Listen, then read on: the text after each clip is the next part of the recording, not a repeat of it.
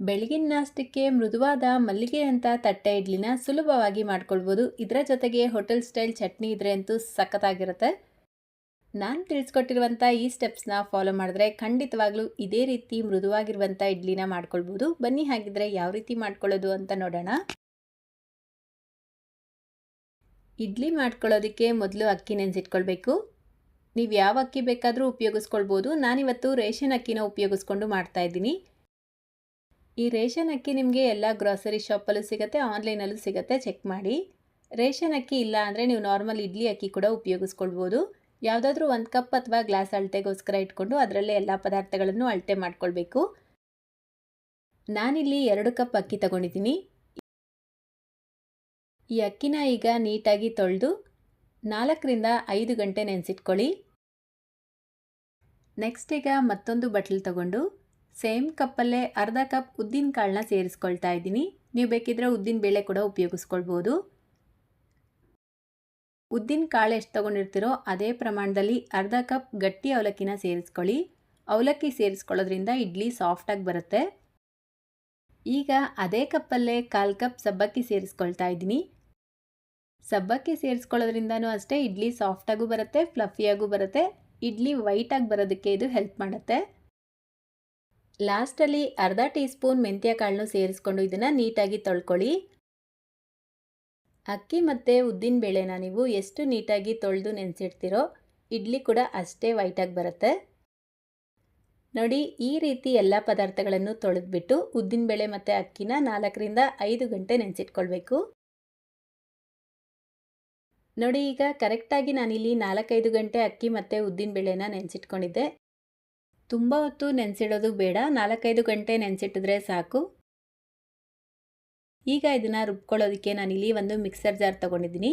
ಮೊದಲಿಗೆ ಉದ್ದಿನಬೇಳೆ, ಅವಲಕ್ಕಿ, ಸಬ್ಬಕ್ಕಿನ ಏನು ನೆನೆಸಿಟ್ಟಿದ್ವಿ ಅದನ್ನು ರುಬ್ಕೊಳ್ಬೇಕು. ನಾನಿಲ್ಲಿ ಕಡಿಮೆ ಪ್ರಮಾಣದಲ್ಲಿ ಮಾಡ್ಕೊಳ್ತಾ ಇರೋದ್ರಿಂದ ಮಿಕ್ಸಿಯಲ್ಲೇ ರುಬ್ಕೊಳ್ತಾ ಇದ್ದೀನಿ. ನೀವು ಬೇಕಿದ್ರೆ ಗ್ರೈಂಡ್ರಲ್ಲೂ ರುಬ್ಕೊಳ್ಬೋದು.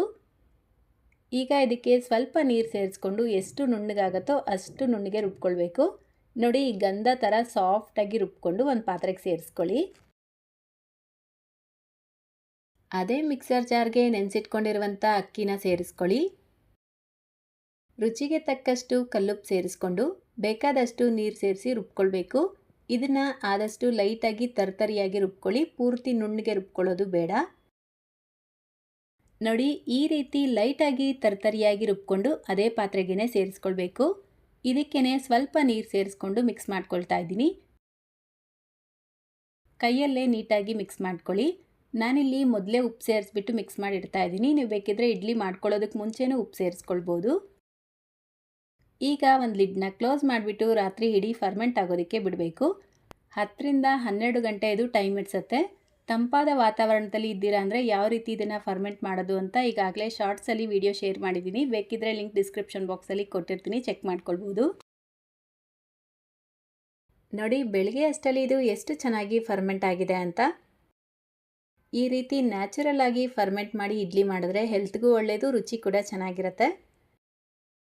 ಇದಕ್ಕೆ ಮತ್ತೆ ಯಾವುದೇ ರೀತಿ ಸೋಡಾ ಈನೋ ಉಪಯೋಗಿಸೋದು ಬೇಡ. ಇದೇ ರೀತಿಯೇ ಇಡ್ಲಿ ಮಾಡ್ಕೊಳ್ಬೋದು. ಇಡ್ಲಿ ಹಿಟ್ಟಿನ ಕನ್ಸಿಸ್ಟೆನ್ಸಿ ನೋಡಿ, ಈ ರೀತಿ ಸ್ವಲ್ಪ ತೆಳುವಾಗೇ ಇರಬೇಕು, ತೀರಾ ಗಟ್ಟಿಯಾಗಿ ಮಾಡ್ಕೊಳ್ಬಾರ್ದು. ಆ ರೀತಿ ಮಾಡಿದ್ರೂ ಇಡ್ಲಿ ಗಟ್ಟಿಯಾಗತ್ತೆ.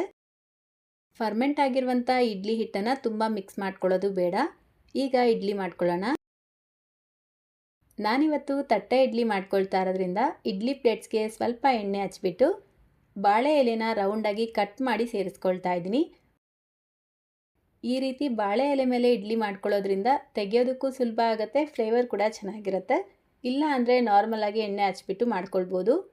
ನೋಡಿ, ಈ ರೀತಿ ಬಾಳೆ ಎಲೆ ಹಾಕ್ಬಿಟ್ಟು 2 ಸೌಟಷ್ಟು ಇಡ್ಲಿ ಹಿಟ್ಟನ್ನು ಸೇರಿಸ್ಕೊಳ್ತಾ ಇದ್ದೀನಿ. ಎಲ್ಲ ಇಡ್ಲಿ ಪ್ಲೇಟ್ಸ್ನೂ ಫಿಲ್ ಮಾಡಿಕೊಂಡು ಸ್ಟ್ಯಾಂಡಲ್ಲಿ ಅರೇಂಜ್ ಮಾಡ್ಕೊಳ್ಳಿ. ಈಗ ಇಡ್ಲಿ ಪಾತ್ರೆ ಅಥವಾ ಪ್ರೆಷರ್ ಕುಕ್ಕರಲ್ಲಿ 1 ಲೋಟ ನೀರು ಬಿಸಿ ಮಾಡ್ಕೊಳ್ಳಿ. ನೀರು ಈ ರೀತಿ ಕುದಿಯೋಕ್ಕೆ ಸ್ಟಾರ್ಟ್ ಆಗಿದ ತಕ್ಷಣ ರೆಡಿ ಮಾಡಿಟ್ಕೊಂಡಿರುವಂಥ ಇಡ್ಲಿ ಸ್ಟ್ಯಾಂಡ್ನ ಇದರೊಳಗಡೆ ಇಟ್ಟು ಲಿಡ್ನ ಕ್ಲೋಸ್ ಮಾಡ್ಕೊಳ್ಬೇಕು.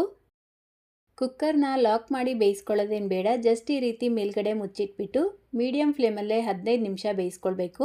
ನೀವು ನಾರ್ಮಲ್ ಇಡ್ಲಿ ಮಾಡ್ಕೊಳ್ತೀರಾ ಅಂದರೆ 10 ರಿಂದ 12 ನಿಮಿಷ ಬೇಯಿಸಿದ್ರೆ ಸಾಕು. ಇದು ತಟ್ಟೆ ಇಡ್ಲಿ ಆಗಿರೋದ್ರಿಂದ ಸ್ವಲ್ಪ ಮಂದವಾಗಿರೋದ್ರಿಂದ ಟೈಮ್ ಹಿಡಿಸುತ್ತೆ. ಈಗ ಇಡ್ಲಿ ಬೇಯೋ ಅಷ್ಟರಲ್ಲಿ ಇಡ್ಲಿ ಜೊತೆಗೆ ಸೂಪರ್ ಟೇಸ್ಟಿಯಾಗಿರುವಂಥ ಹೋಟೆಲ್ ಸ್ಟೈಲ್ ಚಟ್ನಿ ಮಾಡ್ಕೊಳ್ಳೋಣ. ಚಟ್ನಿ ಮಾಡ್ಕೊಳ್ಳೋದಕ್ಕೆ ಒಂದು ಮಿಕ್ಸರ್ ಜಾರ್ಗೆ ಫ್ರೆಶ್ ಆಗಿರುವಂಥ ತೆಂಗಿನಕಾಯಿ ಸೇರಿಸ್ಕೊಳ್ತಾ ಇದ್ದೀನಿ. ಚಿಕ್ಕ ಕಪ್ಪಲ್ಲಿ 1 ಕಪ್ ಸೇರಿಸ್ಕೊಳ್ಳಿ. ಅದೇ ಕಪ್ಪಲ್ಲೇ ಅರ್ಧ ಕಪ್ ಹುರ್ಗಡ್ಲೆ ಸೇರಿಸ್ಕೊಳ್ಬೇಕು, ಅಂದರೆ ಕಡಲೆಪಪ್ಪು. ಈಗ 2 ಮೆಣಸಿನ್ಕಾಯಿನ ಸೇರಿಸ್ಕೊಂಡು ಒಂದು ಚಿಕ್ಕ ಪೀಸ್ ಶುಂಠಿ, ರುಚಿಗೆ ತಕ್ಕಷ್ಟು ಉಪ್ಪು, ಸ್ವಲ್ಪ ಹುಣಸೆಹಣ್ಣು ಸೇರಿಸ್ಕೊಳ್ತಾ ಇದ್ದೀನಿ. ಒಂದು ಅರ್ಧ ಟೀ ಸ್ಪೂನ್ ಬೆಲ್ಲ ಸೇರಿಸ್ಕೊಳ್ಳಿ. ಬೇಕಾದಷ್ಟು ನೀರು ಸೇರಿಸ್ಕೊಂಡು ರುಬ್ಕೊಳ್ಬೇಕು. ಪೂರ್ತಿ ನುಣ್ಣಗೆ ರುಬ್ಕೊಳ್ಬಾರ್ದು, ಲೈಟಾಗಿ ತರ್ತರಿಯಾಗಿ ರುಬ್ಕೊಂಡು. ಕೊತ್ತಂಬರಿ ಸೊಪ್ಪು ಸ್ವಲ್ಪ, 1-2 ಎಲೆ ಪುದೀನ ಸೇರಿಸ್ಬಿಟ್ಟು ಮತ್ತೆ ಇದನ್ನು ರುಬ್ಕೊಳ್ಳಿ.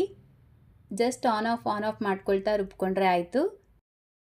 ಈ ರೀತಿ ರುಬ್ಕೊಂಡಿರುವಂಥ ಚಟ್ನಿನ ಒಂದು ಬಟ್ಲಿಗೆ ಸೇರಿಸ್ಕೊಂಡು ನಿಮಗೆ ಎಷ್ಟು ನೀರು ಬೇಕೋ ಅಷ್ಟು ಸೇರಿಸ್ಕೊಂಡು ಅಡ್ಜಸ್ಟ್ ಮಾಡ್ಕೊಳ್ಳಿ.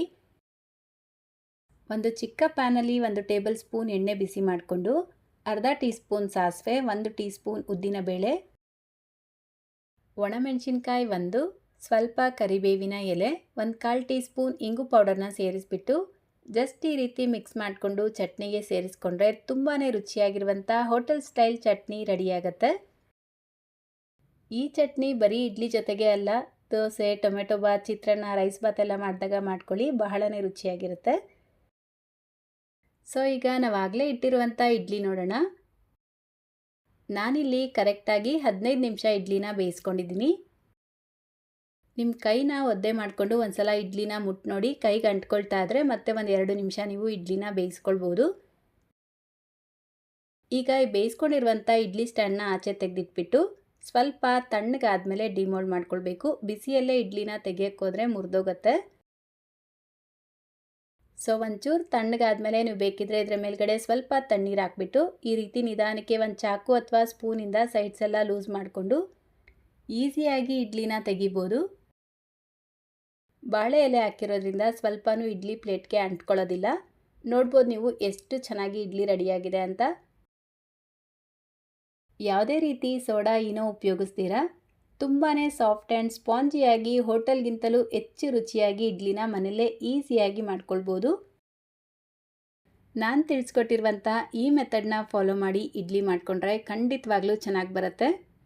ಈ ಇಡ್ಲಿ ಜೊತೆಗೆ ಚಟ್ನಿನೂ ಮಾಡ್ಕೊಳ್ಳಿ, ಎರಡಕ್ಕೂ ಒಳ್ಳೆ ಕಾಂಬಿನೇಷನ್.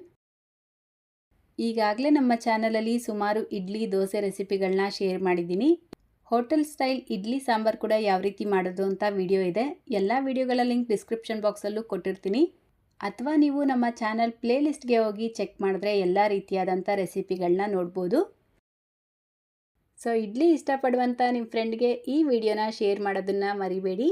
ಚಾನಲ್ನ ಹೊಸದಾಗಿ ನೋಡ್ತಾ ಇದ್ದರೆ ಸಬ್ಸ್ಕ್ರೈಬ್ ಮಾಡ್ಕೊಳ್ಳಿ, ಫೇಸ್ಬುಕ್ಕಲ್ಲಿ ನೋಡ್ತಾ ಇದ್ದರೆ ಫಾಲೋ ಮಾಡ್ಕೊಳ್ಳಿ ಅಂತ ಹೇಳ್ತಾ, ಇದೇ ರೀತಿ ಮತ್ತೊಂದು ಹೆಲ್ತಿ ಆ್ಯಂಡ್ ಟೇಸ್ಟಿಯಾಗಿರುವಂಥ ರೆಸಿಪಿಯೊಂದಿಗೆ ಮತ್ತೆ ಸಿಗೋಣ. Thank you.